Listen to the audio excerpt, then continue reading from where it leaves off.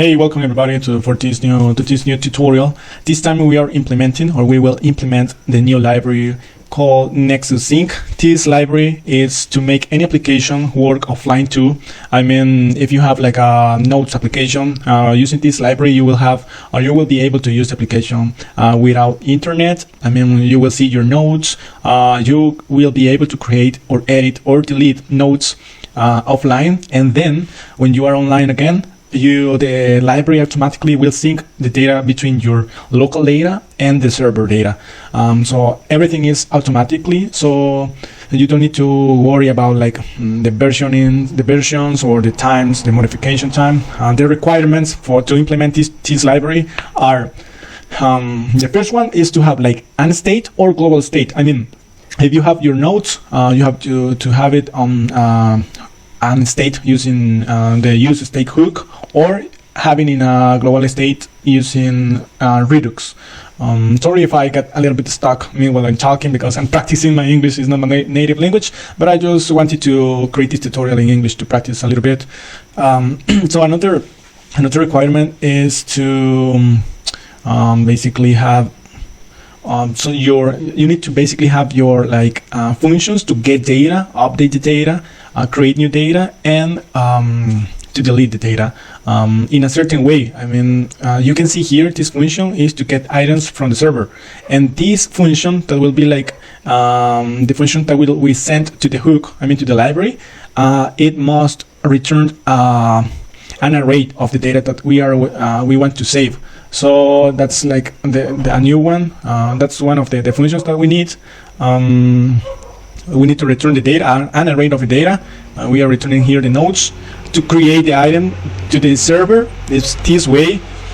I mean, we will receive the node. Obviously, this is like a generic one. I mean, we are receiving here a node. We are getting node. I mean, the promise. You can send any kind of content or interface. I mean, it must be the same one. I mean, for the get items, we must receive node, an array of nodes, but you can send here whatever kind of objects that you want. The same for create. The mandatory is that you need to return the object created to the server. To update the item to the server, it's basically the same. You must return the object of the updater object, and to delete to the server, you need to return basically the node deleted. I mean, like the ID. That's like the structure that you need to have, or to make your functions to work with the library. You will see why. That's basically the other requirement. This is the application that I already have. It doesn't have the library already, so you can see like two nodes. I will show you my database structure. This is my database. We have only two nodes. The first one is the letter A, and the second one is the DT. They have the same status and a modification date. So those nodes are what I have here in my application that is running already on my Android device. This library works on Android and iOS, so don't worry about it. Also, it's tested on Expo, so you can use in Expo too. So okay, let's see. For this application, I'm already connected. Oh, sorry, I'm not connected to the my network. I already have this cache data. I mean, I had internet connection before I opened the application, and then I turned it off, but for that reason it was working. Now I'm connected to the Wi-Fi network. I have internet connection, and I open the application. You can see it gets the data from the server, I mean my local backend. But if I want to create a new node, it won't be possible. I mean, I can create because I'm using like global state 2. It doesn't care or doesn't matter if the node is added or not. I mean, if I I have internet connection right now, so I will turn off the internet connection. You will see here the data. If I refresh this page, and you will see here, I mean, I don't have internet connection right now in my Android phone. And if I want to create a new node, I will create a new HHH. The node is not being created because I don't have the internet connection. And also, if I want to edit, it won't be allowed me.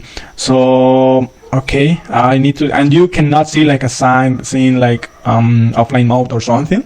So the first thing that we will do is I will turn off the internet connection. Okay. Let's implement the library. I already explained you the backend, API services, show app functionality, and let's add the dependency of the of the library. Let's go to the package station, and you need to add, here. You need to add the react-native-nexus-sync. This is the library that we will use. Also, you can start obviously using yarn on mtn install, and this one. I just wanted to put the library here in the package JSON directly, and the version that we will use right now is the number 1.0.0. So let's install the library. Okay, I think it's already installed. All right, and I won't run the project right now. The second thing is I will add the offline component. Components. Where I have the components? Well, let's go to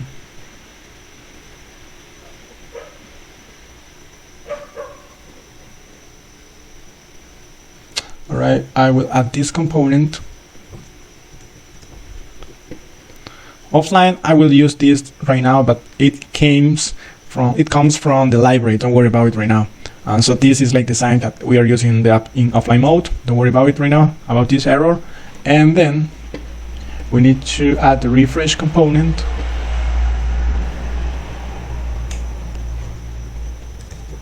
I will add this example to the GitHub project, so you can like check the same code or copy the code. Don't worry about it. You can use the code, the components, and everything. So I'm just copying right now because I already have the project running in another like console. I just want to copy and paste the code because I already do it. So I don't want to spend my time like coding. I just want to explain you how to implement it. And then we basically have the add refresh to the flat list. Flat list right here. Refresh data. Don't worry about the errors now. And add Nexus hook. All right, we will use right now the Nexus library, and this will be in this way. After we define our getting functions, we will add here the hook. Really clear. Really clear.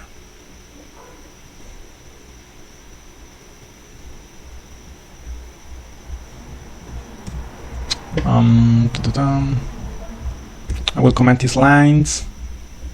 Alright, and let's import this library from react-native-nexus-sync.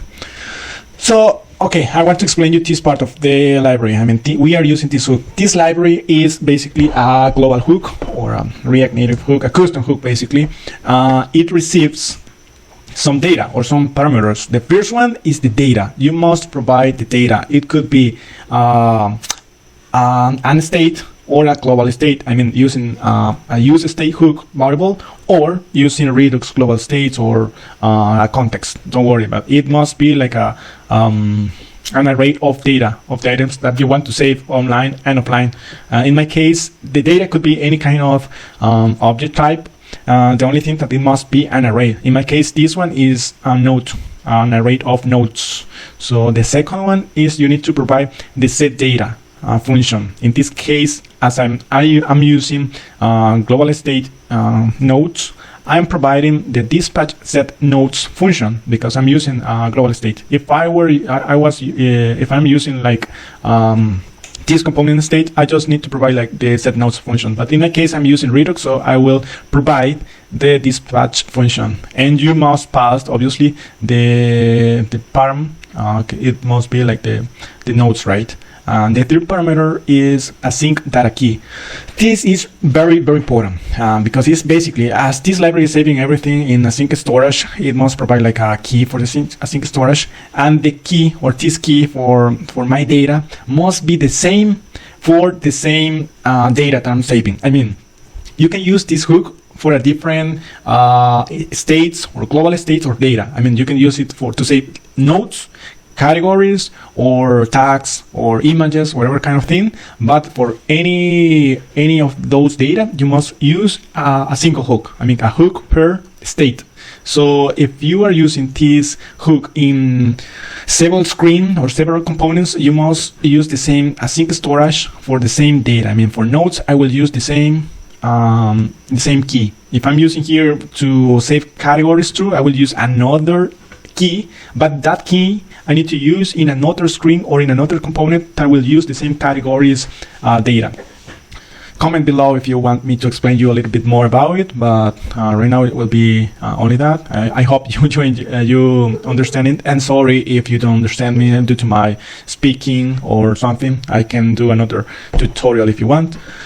The next param is sync remote data. This is very important, especially because you must use this to true. You must set this to true if you want to sync the remote data when you are online again. But one thing that you need to think about and you need to take about is you can just use the same hook for the same data with the sync remote data set it to true once per project, because if you have two hook calls in two different components, what will happen is you will have like wrong positive, data corrupt or something. You must use just a single sync remote data.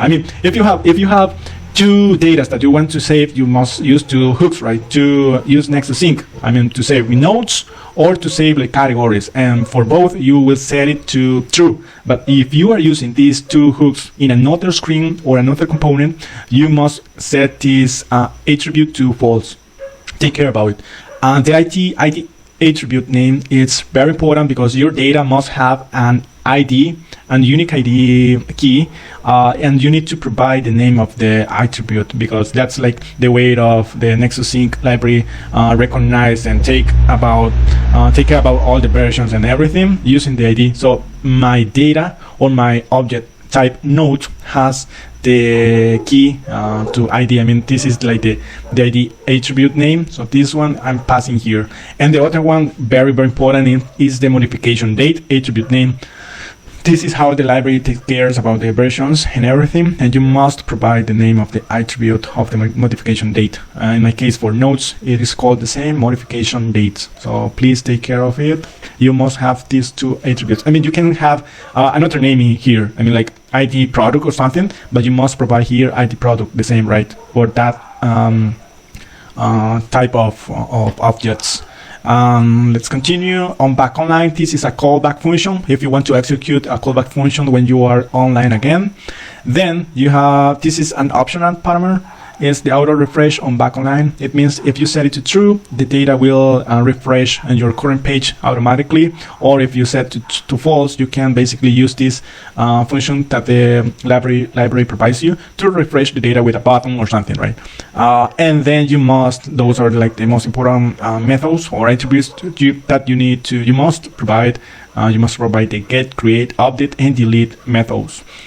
So this basically to get the data, I'm passing the get items from server function, and this one is like the first one that I show you. It's basically this one. I have basically a try catch statement here. I call the backend function to get nodes, and I return basically the nodes.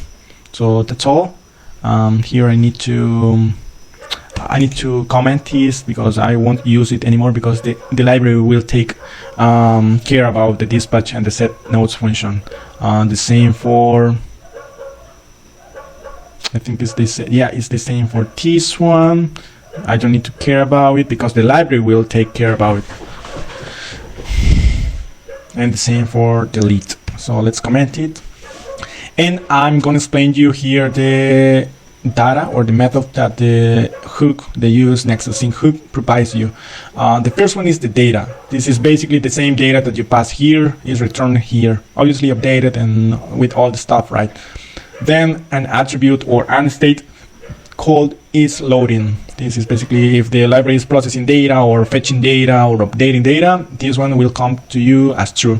Then is online. This state is very important because we will use this here.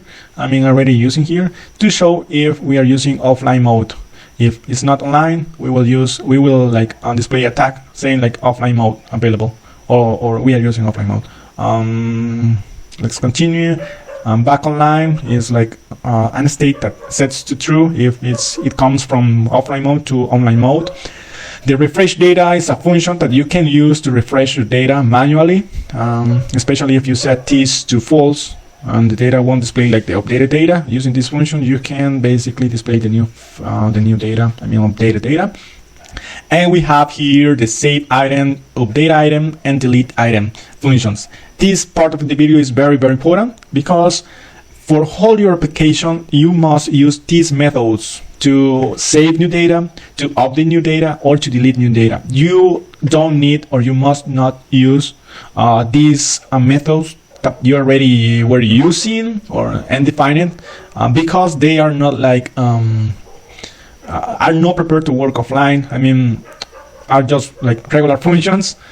You must use from here these methods that the library provides you to save item, to update item, and to delete item, and it will provide you like the same way of the methods that you passed. I mean, it will provide you like if you create a new item, it will return you a new item too, and it will save to the remote data. I mean, to your database if you are online, or if you are offline, it will save in a local storage and will automatically update and sync with the database when you are online again. So you must, that's very, very important, you must use these methods. So let's change here in my code. When I am saving here a new update item to the server, here I'm using here like my old functions. I will comment it and I will use the new functions that the library provides me. That will be to create item, will be save item. If save item, working note. So easy, right? The same for update a note, update item, and update item with the working note. All right, let's see, to delete where I have it, the working note here. Delete item. I must provide the ID. It's not. Oh, I need to provide the object itself. All right. So okay. I'm using. I think that's all. Let me see. Yeah, I think that's all. Let's run the project again.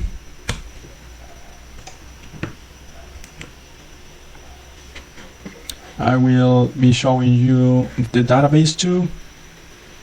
Right now I have those nodes and I am online.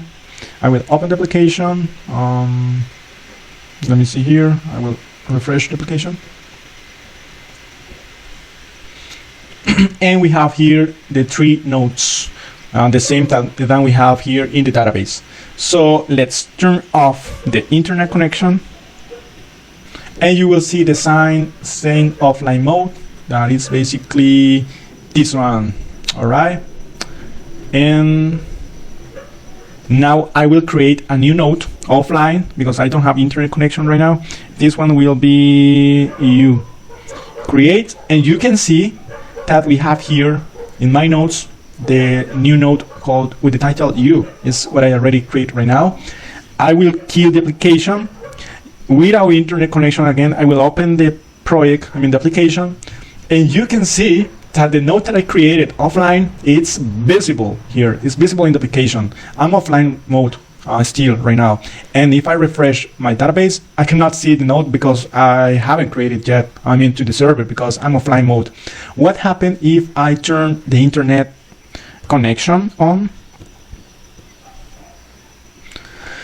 Let's see, it's loading, connecting, and basically I set the auto refresh data, so it's already refreshed. I have here the button too, but it's already refreshed because I set it to true. Do you remember, right? Auto refresh on back is set it to true. So if I refresh my database, you will see the new node called you, and it was created offline. And now when I turn it on, the internet connection, it automatically sync my local nodes with the server, with the backend server. So I can click on refresh, but it will don't do anything because it's already done it.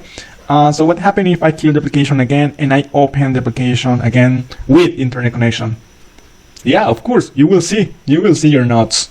So it's the same if I turn the internet connection off and I edit this node R2. I will put R2 and I will delete the node number 2 DD. All right, You can see I just have 3 nodes. The first one is AA, the second one is R2 that I just edited, and then the number 3 is titled U. What happened here if I refresh this page? Obviously I have all my nodes because I'm offline mode. What happened if I turn the internet connection on?